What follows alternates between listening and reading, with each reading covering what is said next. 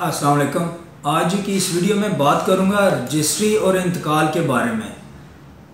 ज़्यादा वैल्यू किस चीज़ की होती है, रजिस्ट्री की या इंतकाल की?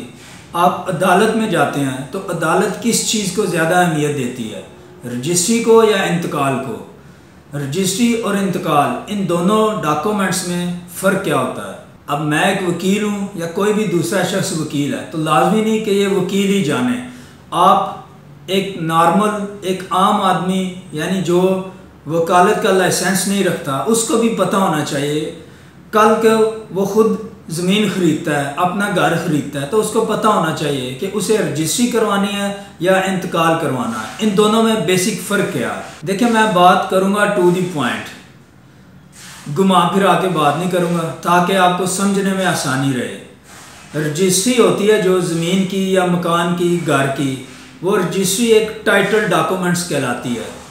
रजिस्ट्री को ओनरशिप डॉक्यूमेंट कहा जाता है, जबकि हाई कोर्ट की बहुत सारी रूलिंग्स है जिसमें कहा गया कि इंतकाल mutation is not a title document. इंतकाल एक ओनरशिप डॉक्यूमेंट नहीं होता। बेसिक इसमें प्रोसेस क्या होता है देखें। सबसे पहले एक घर की, एक ज़मीन की रजिस्ट्री करवाई जाती है सब रजिस्ट्रार के ऑफिस से। सब रजिस्ट्रार उस ज़मीन की रजिस्ट्री करता है। जब रजिस्ट्री का प्रोसेस मुकम्मल हो जाता है उसके बाद वो जो मालिक होता है उस घर का या ज़मीन का, वो रजिस्ट्री की फ़ोटोकॉपी लेके जाएगा पटवारी के पास। पटवारी उस ज़मीन का इंतकाल, वो जो पर्त होता है वो फिल करेगा खुद से, सारा पर्त वो खुद फिल करेगा। ओनर के साइन करवा के वो डॉक्यूमेंट्स दे देगा, अपने तहसीलदार से मंजूर करवाएगा, उससे अप्रूवल ले लेगा तो वो इंतकाल का फॉर्म तैयार हो जाएगा। ये दो डिफरेंट डॉक्यूमेंट्स हैं। वैल्यू की बात करें तो ज़्यादा वैल्यू होती है रजिस्ट्री की, इंतकाल की वैल्यू कम होती है। अब मसला कहाँ पे पेश आता है? ज़्यादा लोग इंतकाल करवा लेते हैं अपनी ज़मीन का। इंतकाल बेसिक देहाती ज़मीनों का, जो गांव में ज़मीनें होती हैं उन ज़मीनों का ज़्यादातर इंतकाल चढ़ाया जाता है। उसमें प्रॉब्लम क्या पेश आती है? अब जब देहात की एक ज़मीन है उसका इंतकाल चढ़ाया जाता है, उस ज़मीन में बहुत सारे खाता शरीक शामिल होते हैं और इंतकाल का जो डॉक्यूमेंट होता है उस इंतकाल को, वो बैक का इंतकाल हो, ईज़िली चैलेंज किया जा सकता है। कोई भी खाता शरीक में से कोई भी उसका शरीक उठ जाता है, जी ये मेरी एडजेसेंट प्रॉपर्टी है, जी ये मेरी ज़मीन का पानी आ रहा है, नाली जा रही है, नाली में से पानी गुजर रहा है, अब ये ज़मीन मैंने लेनी है क्योंकि मैं भी खाता शरीक हूँ। अब इस इंतकाल को इजीली वो असिस्टेंट कलेक्टर, एडिशनल कमिश्नर के पास जाके चैलेंज कर सकता है। जबकि जो रजिस्ट्री का डॉक्यूमेंट होता है उसको चैलेंज करना बहुत मुश्किल होता है। क्या करेगा? Suit for cancellation of documents कर देगा, जाना उसको सिविल कोर्ट में पड़ेगा। रजिस्ट्री चैलेंज करने के लिए उसको असिस्टेंट कलेक्टर, एडिशनल कमिश्नर वगैरह के पास नहीं जाना पड़ेगा। रजिस्ट्री को अगर चैलेंज करना है तो जाएगा सिविल कोर्ट में। और रजिस्ट्री जो डॉक्यूमेंट है इसको चैलेंज करना बहुत मुश्किल होता है। इतना ईजिली आप इसको कैंसिल नहीं करवा सकते हैं। क्यों? क्योंकि ये एक बाकायदा प्रोसेस के ज़रिए इसमें कानूनी फ़ीसें अदा की जाती हैं। FBR की फ़ीस शामिल होती है, DC रेट के मुताबिक उसकी फ़ीस शामिल होती है। बाकायदा आज मौजूदा रेट के मुताबिक अगर एक फाइलर है तो वो 2% पे करेगा, एक नॉन फाइलर है तो वो 7% टैक्स पे करके, वो 7% टैक्स कैसे पे करेगा? बैंक ऑफ पंजाब से उसका स्टाम्प पेपर लेगा।